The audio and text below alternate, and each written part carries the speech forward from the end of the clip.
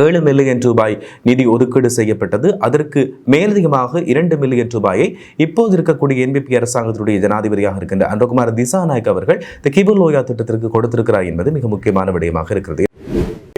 புதிய அரசாங்கம் நாங்கள் வித்தியாசமாக செயற்படுகின்றோம், ஊழலற்ற அரசாங்கம் என்று கூறிக்கொள்கின்ற அனுர அரசாங்கத்துக்கும் முன்னைய காலத்தில் ஆட்சி செய்த இலங்கை ஆட்சி செய்த மஹிந்த ராஜபக்ஷ அரசாங்கத்திற்கும் எந்த விதமான வித்தியாசங்களும் இல்லை.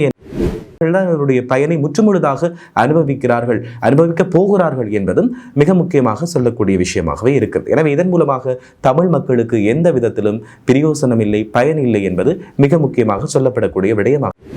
எனவே 13,000 ஏக்கர் நிலப்பரப்பு இந்த கிபுல் ஓயா திட்டத்தினால் அபகரிக்கப்படுகிறது. அபிவிருத்தி என்ற பெயரில் இந்த அரசாங்கத்தால் சிங்கள பேரினவாதத்தால் அபகரிக்கப்படுகிறது என்பது கிபுல் ஓயாவுக்கு எதிர்ப்பை தெரிவித்து கிபுல் ஓயா திட்டத்திற்கு எதிராகவும் இந்த போராட்டம் முன்னெடுக்கப்பட உள்ளதாகவும் குறிப்பிடப்படுகிறது. எனவே தமிழர் தாயக பிரதேசங்கள் நாளுக்கு நாள் இராணுவத்தாலும் போலீசாலும் அதேபோல வனவள திணைக்களத்தாலும் தொல்பொருள் திணைக்களத்தாலும் அரசாங்கத்தாலும் கையகப்படுத்தப்பட்டு வருகிறது, சூறையாடப்பட்டு கொண்டிருக்கிறது.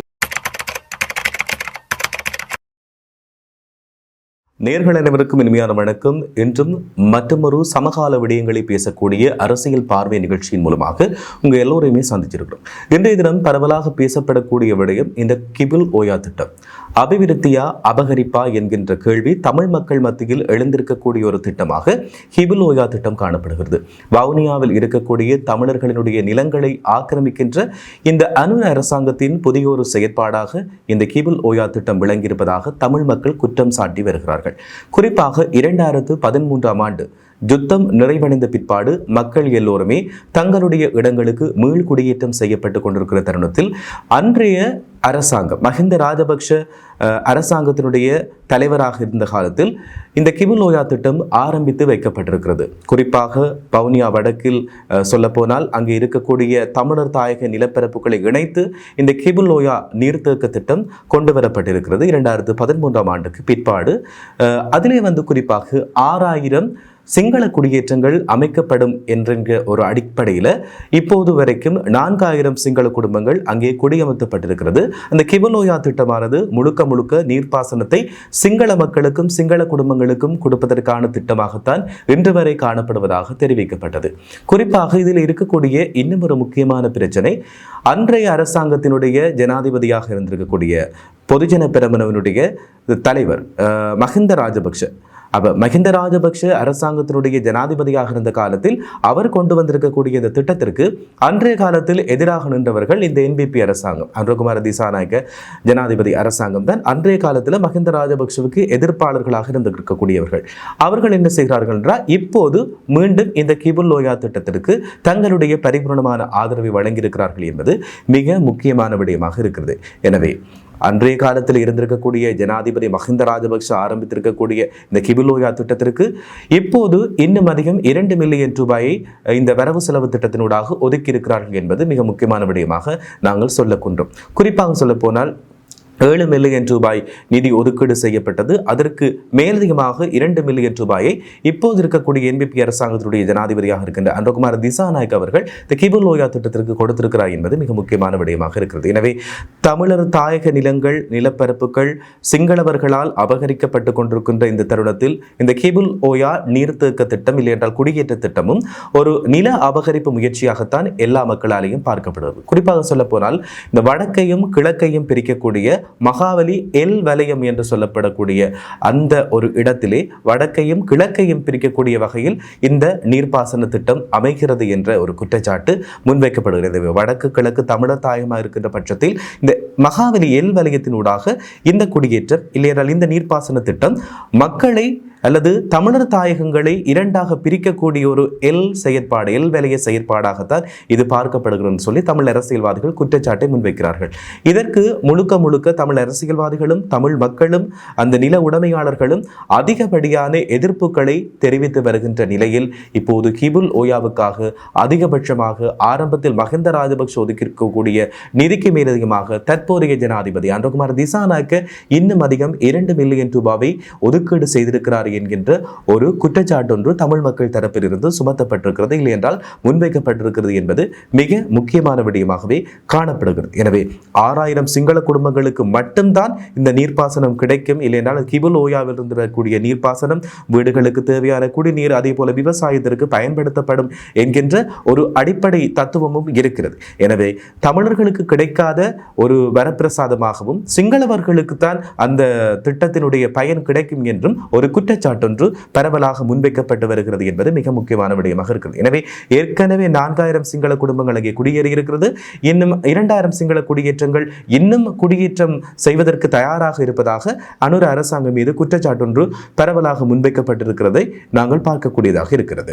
1984ஆம் ஆண்டு யுத்த கால பகுதியில் தமிழர் பிரதேசம் குறிப்பாக வவுனியா முல்லைத்தீவிலிருந்து பல்லாயிரக்கணக்கான தமிழ் மக்கள் இராணுவத்தால் விரட்டியடிக்கப்பட்டிருக்கிறார்கள். குறிப்பாக இதற்கு எல்லாவற்றுக்கும் பின்னர் இப்போது யுத்தம் மௌனிக்கப்பட்டு பல ஆண்டுகள் கடந்திருக்கின்ற நிலையில் 2013ஆம் ஆண்டுக்கு பிறகு இந்த கிபுலோயா திட்டம் வந்தாலும் கிபுலோயா திட்டத்திற்கு எதிர்ப்பு தெரிவித்திருக்கக்கூடிய தமிழ் மக்களுக்கு அரசாங்கம் கூறிக்கொள்ளக்கூடிய ஒரு விடயம், தமிழ் மக்கள் குறிப்பாக முல்லைத்தீவு வவுனியாவில் இருக்கக்கூடியவர்களுக்கு தான் இந்த கிபுலோயா நீர்ப்பாசன திட்டம் கொடுக்கப்படும் என்று சொல்லி அரசாங்கம் பகிரங்கமாக பொதுவெளியில் அறிவித்திருக்கிறது. இருந்தாலும் 6000 குடும்பங்களுக்கான அந்த சிங்கள குடியேற்றங்களுக்கான நீர் விநியோகம் மட்டும்தான் இங்கே நடைபெறும் என்கின்ற ஒரு கருத்தும் முன்வைக்கப்பட்டு வருகிறது என்பது மறுக்கப்பட முடியாத ஒரு நிதர்சனமான உண்மையாக இங்கே நாங்கள் பதிவு செய்கின்றோம். இப்போது ராஜபக்சர்களால் உருவாக்கப்பட்டிருக்கின்ற இந்த கிபுலோயா நீர்த்தேக்க திட்டம் குறிப்பாக இன வெறியர்கள் இன விரோதிகள் என்று சொல்லி அனுர அரசாங்கத்தால் ராஜபக்சர்கள் வெறுக்கப்பட்டார்கள், இல்லை என்றால் அவர்கள்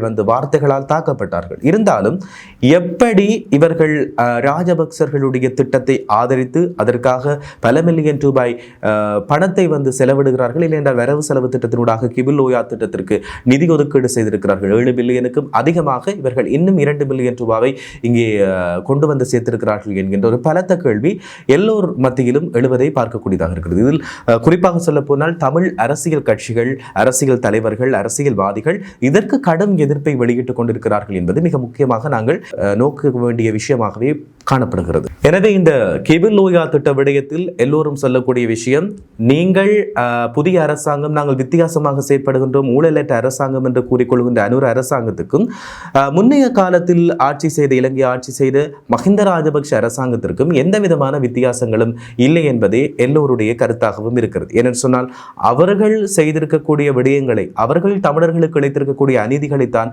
தொடர்ந்து வந்திருக்கக்கூடிய இந்த புதிய அரசாங்கமும் செய்து கொண்டிருக்கிறது என்கின்ற ஒரு விமர்சனம் ஒன்று தமிழர்கள் தரப்பில் இருந்து முன்வைக்கப்பட்டிருக்கிறது. எனவே வடக்கும் கிழக்கும் தமிழர் தாயகம் என்று சொல்லப்பட்டிருக்கக்கூடிய விடயத்தில் இல்லையென்றால் தங்களுக்கான ஒரு உரிமை, தங்களுடைய இடத்தை தாங்களே ஆட்சி செய்ய வேண்டும் என்று சொல்லி தமிழர்கள் ஆசைப்பட்டு கொண்டிருக்கின்ற இந்த நேரத்தில் அந்த ஆசைகளை மண்ணள்ளி தூவினாற் போல இந்த மகாவலி ஆற்றினுடைய எல் வலயத்தினுடைய இந்த செயற்பாடு அமைந்திருக்கிறது என்பது மிக முக்கியம். இந்த எல் வலயம் என்று சொல்கின்ற பொழுது வடக்கினையும் கிழக்கினையும் பிரிக்கின்ற வகையில் அமைந்திருக்கக்கூடிய அந்த ஆற்று திட்டம் என்றுதான் சொல்ல வேண்டும். இதைத்தான் நாங்கள் கிபுல் ஓயா திட்டம் என்று சொல்கின்றோம். கிபுல் ஓயா திட்டம் நீர்ப்பாசன திட்டமாக இருக்கிறது. அதே போல அங்கு நீர்ப்பாசனத்தை யாருக்கு வழங்குகிறார்கள்? தமிழர்களுக்காக போய் சேருகிறது இதனுடைய பயன் என்று பார்த்தால் இல்லவே இல்லை, அறவே இல்லை.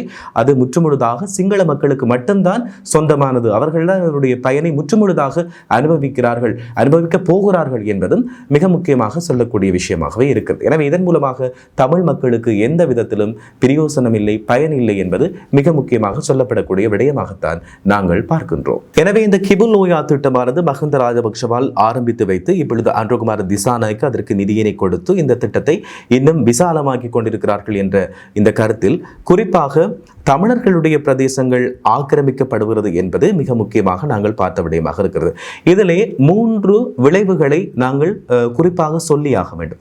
முதலாவது இதனுடைய விளைவு என்ன அப்படின்னு சொன்னா, தமிழர்களுடைய பிரதேசங்கள், தமிழர் நிலங்கள் சூறையாடப்படுகிறது. குறிப்பாக வவுனியா வடக்காக இருக்கட்டும், அதே போல வவுனியாவினுடைய தமிழர் தரப்பு பிரதேசங்கள், தமிழர் தாயக நிலப்பரப்புகள் இந்த இராணுவத்தாலும் இந்த இலங்கை அரசாங்கத்தாலும் சிங்கள பேரினவாத அரசாங்கத்தாலும் சூறையாடப்பட்டு கொண்டிருக்கிறது.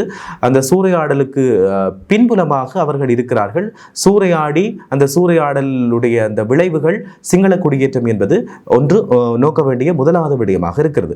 இரண்டாவது விடயத்தை நாங்கள் பார்க்கின்ற பொழுது அங்கு இருக்கக்கூடிய பல்வேறு நில அமைப்பு சார்ந்த புவியியல் பௌதீக அம்சங்கள் வந்து அந்த நீரினால் மூழ்கடிக்கக்கூடிய ஒரு பாரிய அபாய நிலை இருப்பதாகவும் தெரிவிக்கப்பட்டிருக்கிறது. எனவே அங்கு இருக்கக்கூடிய நிலங்கள், காடுகள், தரைத்தோற்ற அம்சங்கள் எல்லாம் கிபுல் லோயா திட்டத்தின் மூலமாக நீருக்குள்ளே மூழ்கப் போகின்ற ஒரு இக்கட்டான சூழ்நிலையில் இந்த தமிழர் தாயக பரப்புகள் காணப்படுகிறது என்கின்ற ஒரு குற்றச்சாட்டு, விமர்சனம் முன்வைக்கப்பட்டு கொண்டிருக்கிறது.